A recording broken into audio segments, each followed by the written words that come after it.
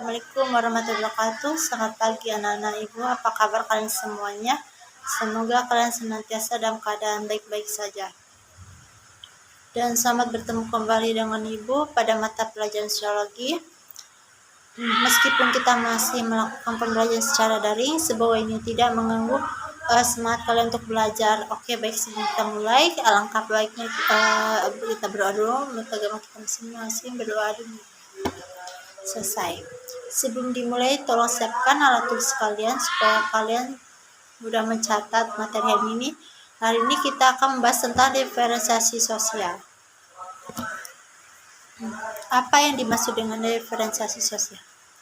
Yaitu masyarakat Indonesia memiliki banyak keanekaragaman dan perbedaan. Sebagai contoh keanekaragaman agama, ras, etnis, pekerjaan, budaya maupun jenis kelamin.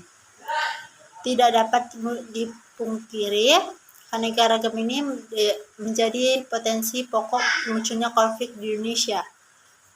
Perbedaan-perbedaan di atas terlihat secara horizontal. Perbedaan inilah dalam sosiologi dinamakan dengan istilah diferensiasi sosial.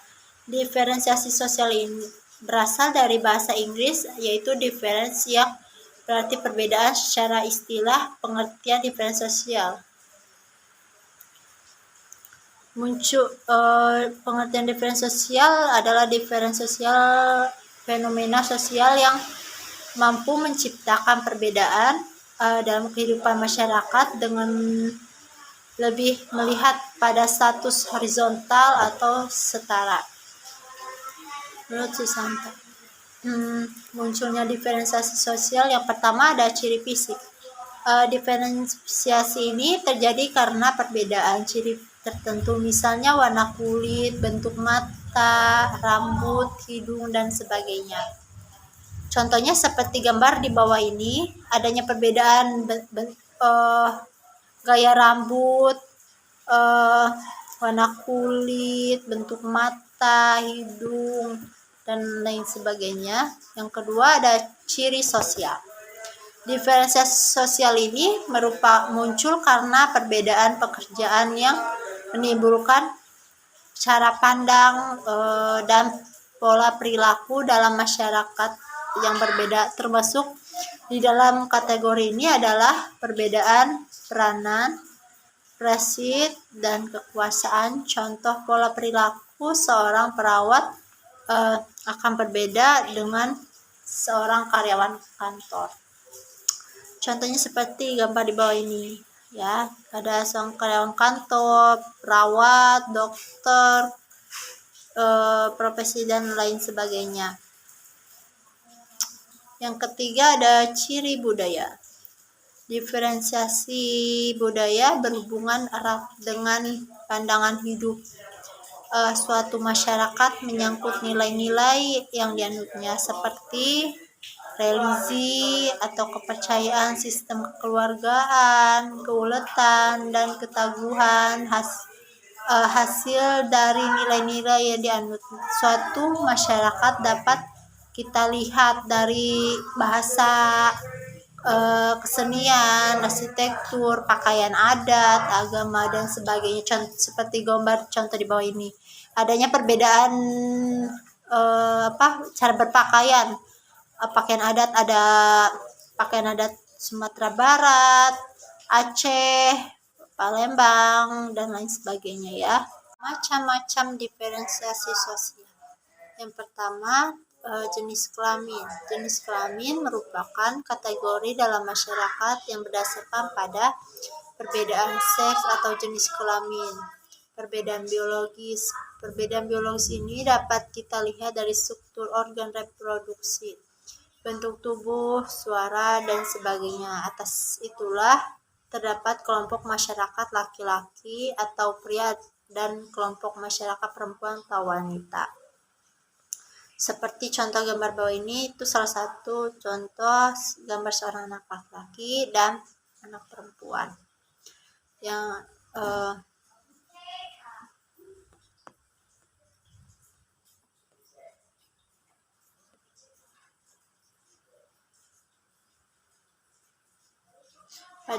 Pada dasarnya kedudukan laki-laki dan perempuan sama karena mempunyai kesempatan,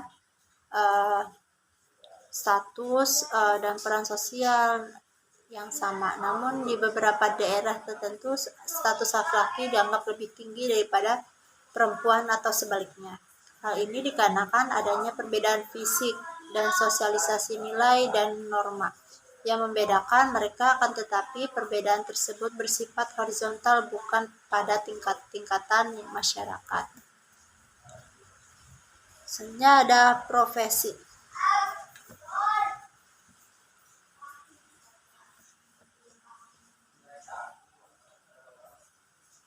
Diferensiasi profesi merupakan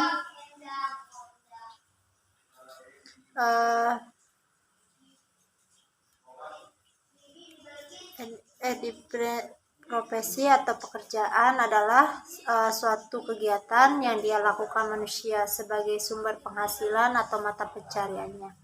Dalam masyarakat sosial, profesi merupakan suatu pekerjaan yang memerlukan suatu keterampilan khusus.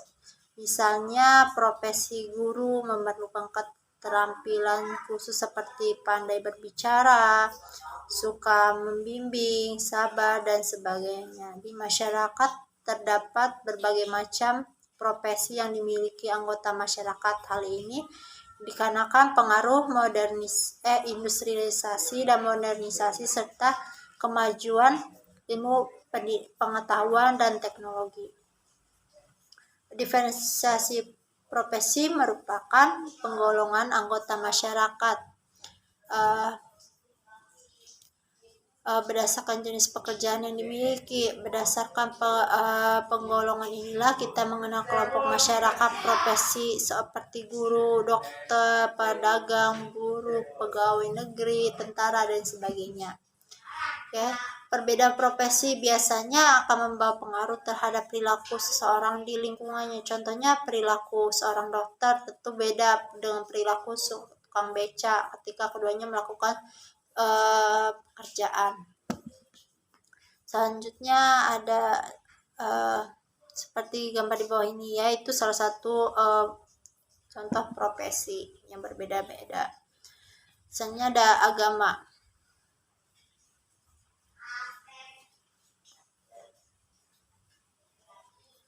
Agama merupakan masalah esensial bagi kehidupan manusia. Hal ini dikarenakan menyangkut keyakinan seseorang yang dianggap benar. Keyakinan terhadap agama mengikat pemeluknya secara moral. Keyakinan itu membentuk golongan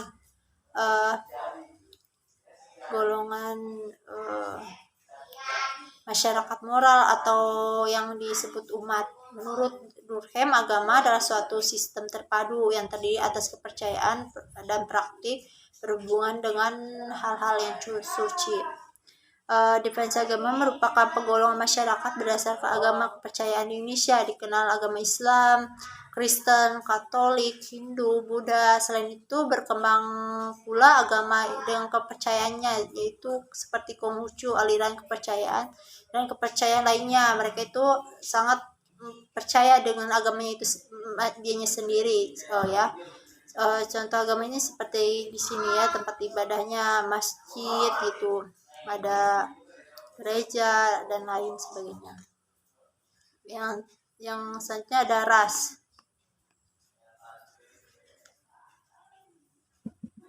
Ras menurut KBBI adalah suatu kelompok manusia yang memiliki ciri-ciri fisik bawaan yang sama.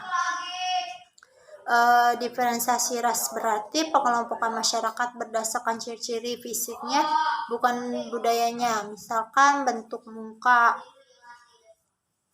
bentuk hidung, warna kulit, dan warna rambut. Pada dasarnya ciri fisik manusia dikelompokkan atas 3 komponen,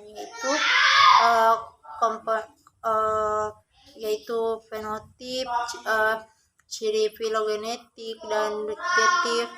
Ciri fenotip merupakan ciri-ciri yang tampak. Ciri fenotip terdiri ciri kualitatif dan kuantitatif. Ciri kualitatif antara lain warna kulit, warna rambut, bentuk mata, bentuk hidung, bentuk dagu, bentuk bibir. Sementara itu ciri kualitatif antara bentuk tinggi badan, gerak badan, ukuran bentuk kepala.